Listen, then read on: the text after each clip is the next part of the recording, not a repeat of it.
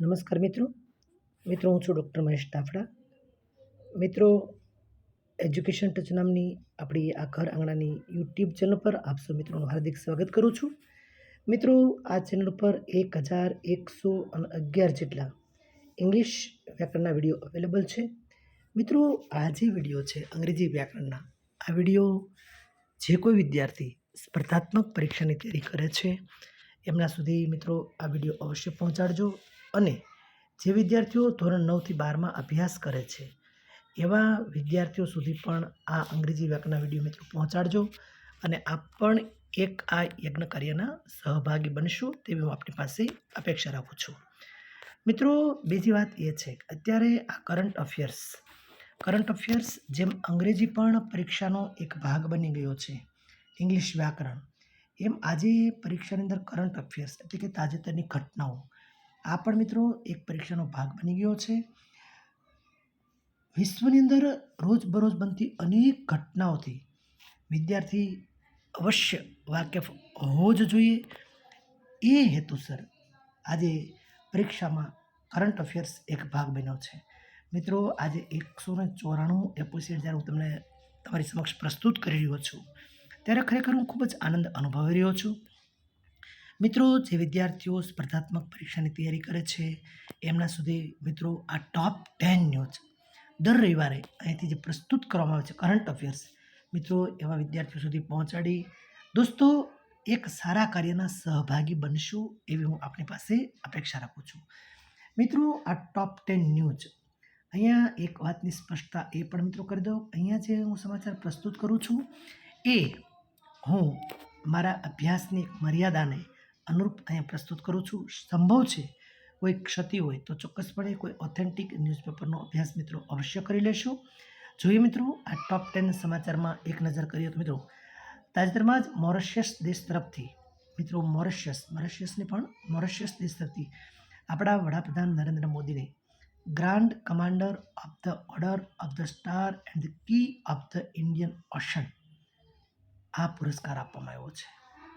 કયા દેશ તરફથી? મોરિશિયસ દેશ તરફથી. કોને આપવામાં આવ્યો છે? આપણા વડાપ્રધાનશ્રીને Grand commander of the order of the star and Key of the Indian ocean આ પુરસ્કારથી વડાપ્રધાનશ્રીને નવાજવામાં આવેલ છે. મિત્રો, તાજેતરમાં ભારત અને ચીન આ બે દેશના નામ યાદ રાખજો.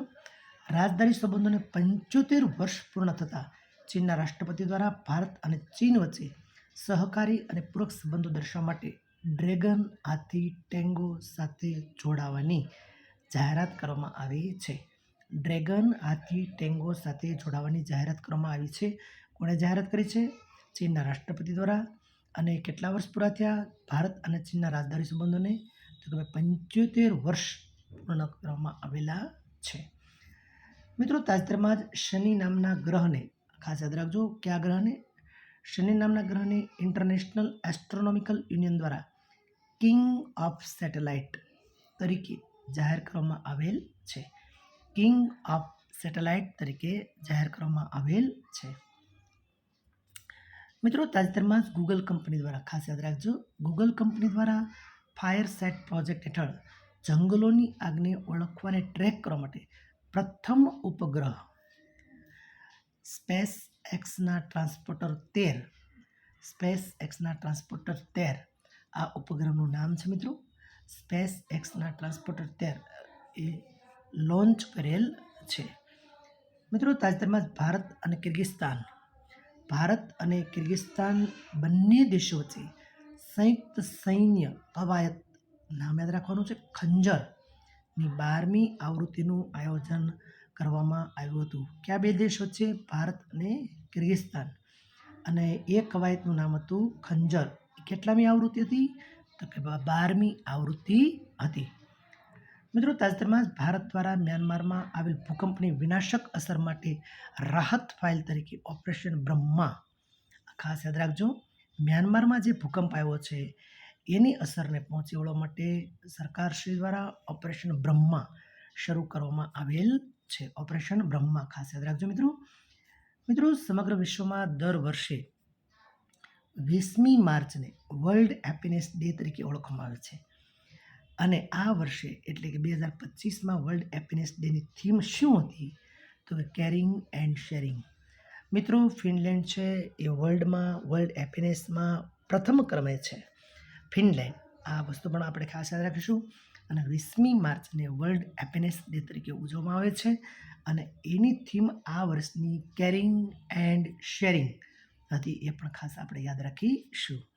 મિત્રો, યુનેસ્કો દ્વારા UN world water development report 2025 જાહેર કરવામાં આવ્યો છે. તેની થીમ છે. મિત્રો, તેની theme mountains and the glaciers water tower હતી.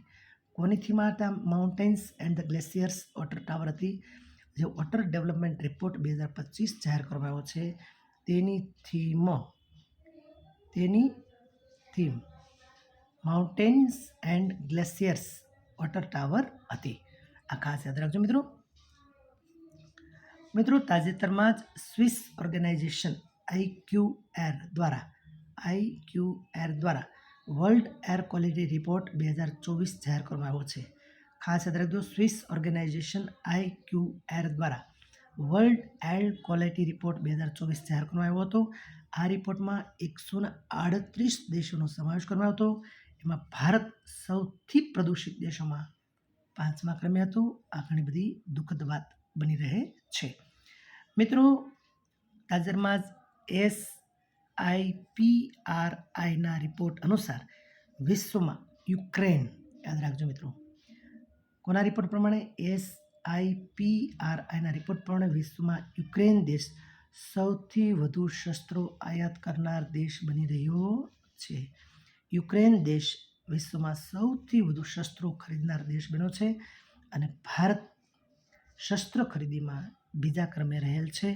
આ રિપોર્ટ SIPRIના રિપોર્ટ અનુસાર યુક્રેન શસ્ત્ર ખરીદીમાં પ્રથમ નંબરે અને ભારત દ્વિતીય ક્રમે રહેલ છે. મિત્રો, ફરી એકવાર આપ સૌ મિત્રોને ખાસ નમ્ર વિનંતી છે. મિત્રો, આજે કરંટ અફેર્સ એ પરીક્ષાનો એક ભાગ બન્યો છે, ત્યારે મિત્રો આ વિડીયો વધુમાં વધુ વિદ્યાર્થીઓ સુધી પહોંચાડી અને આપ પણ એક યજ્ઞ કાર્યના સહભાગી બનશો તેવી હું આપની પાસે અપેક્ષા રાખું છું. મિત્રો, ખાસ આપ સૌ મિત્રોને ખાસ નમ્ર વિનંતી છે કે વધુમાં વધુ આ વિડીયો વિદ્યાર્થીઓ સુધી પહોંચાડી અને આ યજ્ઞ કાર્યના સહભાગી બનશો તેવી અપેક્ષા સાથે ફરી પાછા મળશું આવતા રવિવારે. ત્યાં સુધી ભારત માતા કી જય.